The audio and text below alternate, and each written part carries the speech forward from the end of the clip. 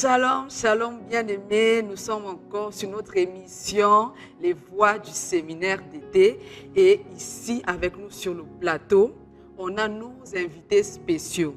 Donc avant d'abord qu'ils se présentent, nous sommes actuellement au 4e jour de notre séminaire et je vous assure bien-aimés, on a été fortement bénis. Il y a des personnes qui ont reçu leur délivrance, il y a des familles qui ont été délivrées, il y a des foi qui ont été ravivées. En tout cas, je ne vais pas aller trop dans les détails, je vais laisser nos invités eux-mêmes nous donner les détails de tout ce qui s'est passé durant ce séminaire, durant les 4 jours. Et donc, sans plus tarder, je vais les laisser se présenter eux-mêmes. Prêtez bien attention. Je vous assure, même dans les présentations, vous pouvez être bénis. Allons-y, je vais commencer par ma droite. Notre papa de la maison, est-ce que vous pouvez vous présenter encore à nos spectateurs, s'il vous plaît? Bonjour, chers téléspectateurs, bonjour. Bonjour. Ruth Sunday, c'est encore une joie de te voir toujours poser des questions. Merci. Je suis pasteur Camille Kalonji de l'église évangélique au Maroc, particulièrement la paroisse de Rabat. Amen. Merci beaucoup, notre pasteur. On va laisser la place à notre invité spécial venu tout droit de Kinshasa. S'il vous plaît, prêtez bien attention. Pasteur, est-ce que vous pouvez vous présenter à nos spectateurs, s'il vous plaît? Oui. Bonjour. Bonjour à tous. Bonjour à Sandé. Moi, c'est le pasteur Timothée Kabasele. Oui. Je suis pasteur responsable des assemblées évangéliques Nouvelle Alliance au Congo et dans certains endroits dans le monde. Amen. Merci beaucoup. En tout cas, comme vous pouvez le voir sur le plateau, on a nos orateurs, en tout cas, qui nous ont bénis pour ce séminaire. Et comme notre papa de la maison a l'habitude de le dire, quand Dieu veut visiter son peuple, il nous envoie un messager. Et je vous assure, en tout cas, moi je ne sais pas pour vous, vous pouvez toujours aller regarder le live en rediffusion, vous serez toujours bénis. Et donc, sans plus tarder, je vais aller dans le vif du sujet. Je vais commencer par notre pasteur Camille. Papa, dites-nous, quel bilan pouvez-vous faire de ces 4 jours de séminaire? Bon, s'il faut que je fasse l'évaluation de bilan, permettez-moi de vous dire qu'avec le Seigneur, on n'a jamais eu un bilan négatif. Amen. Le bilan est très, très positif. Pourquoi? Premièrement, puisqu'il y a eu la présence du Seigneur. Amen. Dieu s'est manifesté dès le début, depuis le premier jour, jusqu'au dernier jour du séminaire. Jusqu'aujourd'hui, au dernier jour des séminaires, même pendant les cultes, on a vu Dieu en action, du début à la fin. On bénit son Saint-Nom, puisqu'il a permis que tout se déroule très bien. Nous avons eu beaucoup de témoignages et beaucoup d'engagement pour servir le Seigneur. Et surtout, beaucoup d'âmes délivrées, puisque Christ est venu libérer les captifs, renvoyer libres les opprimés. Voilà ce que je peux dire jusque-là. S'il y aura une autre question, on peut toujours compléter. On bénit le Seigneur et on glorifie le Seigneur. Amen. Merci beaucoup, notre cher pasteur Camille. On va à présent poser la question à notre pasteur Timothée, notre invité spécial pour ce séminaire d'été 2025. Pasteur Timothée, on a discuté autour de la persévérance, autour de la foi, autour de l'héritage. Et donc, dites-nous, de façon pratique, comment est-ce qu'on peut vraiment mettre toutes ces choses en place de façon pratique? Quelle chose? Tout ce dont on a parlé, la persévérance, la foi, l'héritage.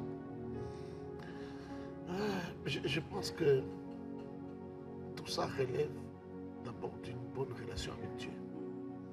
Si on a une bonne relation avec Dieu, on va se rendre compte de comment Dieu est grand, de comment Dieu est puissant. Comment il est omnipotent, tout capable, tout puissant.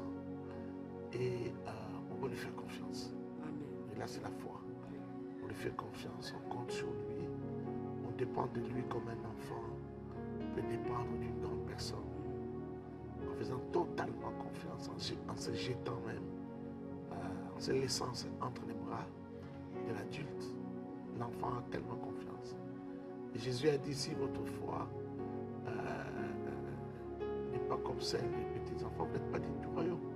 On va avoir la foi comme celle des enfants. Donc, quand on a la foi, maintenant, tout ce qui reste est possible. Conquérir, récupérer son héritage et tout ça. Tout ça, ça reste possible. Parce qu'avec la foi, on peut mettre les pas dans les vides, on peut mettre les pieds là où on ne voit encore rien, la marche n'est pas encore là, mais on met déjà les pieds.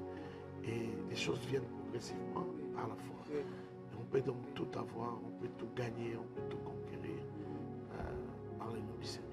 Amen. Amen.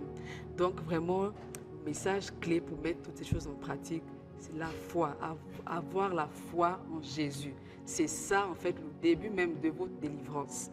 En tout cas, merci beaucoup, Pasteur Timothée. Et donc, je vais poser la question à notre Pasteur Camille. Dites-nous, au moment où certains abandonnent la foi, pourquoi, selon vous, pensez qu'il est quand même indispensable de continuer à poursuivre la marche avec Christ? Oui, je veux me baser sur la parole de Dieu. On ne peut pas commencer et ne pas terminer avec Christ. Si on a déjà commencé et qu'à mi-chemin, on s'arrête, on abandonne, on a perdu tout. Avec le Seigneur, il faut aller jusqu'au bout. C'est lui qui persévérera jusqu'à la fin, recevra la récompense. C'est ce que la Bible nous dit. La Bible nous dit encore que mieux vaut la fin d'une chose que son commencement. On peut commencer sa foi en tâtonnant, en faisant ceci, on tombe, on se relève, mais on doit s'affermir. Puisqu'on commence comme un petit enfant, un bébé, c'est la marche spirituelle, jusqu'au moment où on va arriver à la maturité. Quand on est à la maturité, c'est-à-dire qu'on n'est plus au niveau où on doit abandonner les choses, mais on est au niveau de la reproduction. Quand on est petit enfant, on ne peut pas se reproduire. C'est plus on grandit, on devient mature, qu'on arrive à la reproduction. Dans la marche spirituelle, il y a la même chose. Quand on est encore un bébé spirituel, on ne peut pas avoir son héritage. L'apôtre Paul le dit. Aussi longtemps qu'un héritier reste un enfant. Et un enfant reste un enfant. Il ne diffère en rien d'un esclave. Il est soumis au tuteur jusqu'au temps fixé par le Père. Et c'est quand il arrive maintenant adulte qu'il peut posséder son héritage. Pourquoi? L'adulte est mature, il sait à quoi il s'engage, il sait ce qu'il fait. Plus, hormis tout cela, plus l'adulte sait se reproduire. C'est-à-dire quoi? L'adulte est capable maintenant d'engendrer, d'entrer dans la promesse de Dieu, d'accomplir la volonté de Dieu qui dit: allez, faites de toutes les nations des disciples. Il forme un disciple pour que le disciple soit capable d'amener vers lui un autre disciple. Si tu n'es pas disciple, tu ne peux pas faire de quelqu'un d'autre disciple. C'est la mission finale. Donc, c'est-à-dire que quand on est là, on n'abandonne pas la foi, on grandit jusqu'à la fin, on parvient à être le canal de salut pour les autres. C'est à quoi le Christ nous appelle. Bien vaut la fin d'une chose que son commencement. Il a formé les disciples. Vous voyez qu'après sa mort, quand il est monté, avant de monter au ciel, quand vous lisez dans tous les évangiles, Christ leur donne la mission. Allez, faites de toutes les nations des disciples. Allez, c'est à cela qu'on est appelé. Donc, il faut aller jusqu'au bout et accomplir la mission du Christ pour recevoir la couronne qui nous est réservée. Voilà ce que je peux dire. Amen. Amen. Merci beaucoup, Pasteur Timothée. On aimerait aussi avoir votre ajout sur la question. Laquelle?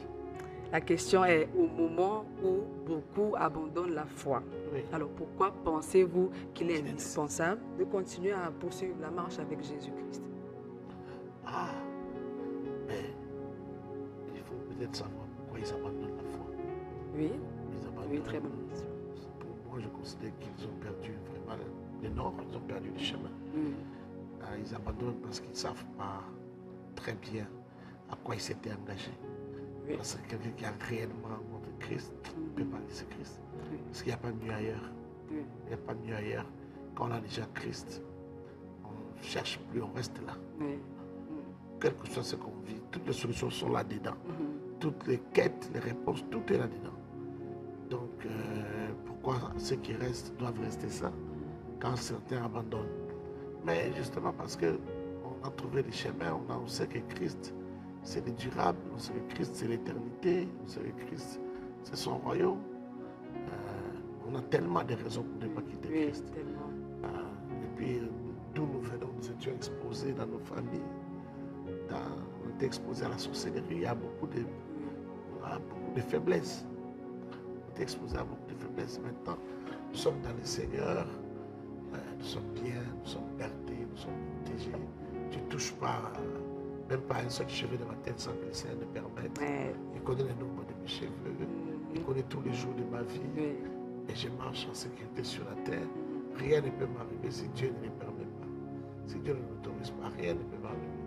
Et je n'ai plus à craindre l'oncle sorcier ou la tante sorcière. Je n'ai plus à craindre.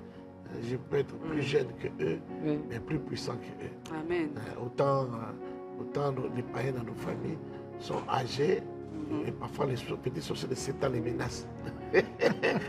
C'est vrai. Moi aussi, dans le Seigneur, je suis fort. Donc, j'ai tellement de raisons. Je peux parler jusqu'au soir. Tellement de raisons pour lesquelles je dois rester avec Christ. Je ne peux pas laisser Christ. En tout cas, merci beaucoup pour vos ajouts. Mais j'aimerais quand même, avant qu'on ait clôture, déjà, j'espère que vous remarquez que nous sommes dans le temple. Est-ce que vous voyez comment notre temple est glorieux et ça reflète la gloire de Jésus? Il y a tellement de choses qui se sont passées ici. Bien aimé, vraiment, si tu as raté ça, ne rate pas au moins la rediffusion, s'il te plaît. C'est sur nos différentes pages. Le multimédia fait déjà un grand travail en publiant tout cela. Ne rate pas parce que même à distance, tu peux toujours recevoir ta part. Et donc, sans plus tarder, je vais clôturer, mais j'aimerais que notre pasteur Timothée, voilà, que vous donnez une parole prophétique à nos spectateurs. Je les bénis. Amen. Je bénis tous ceux qui nous suivent. Amen. Que l'Éternel se souvienne de vous. Amen.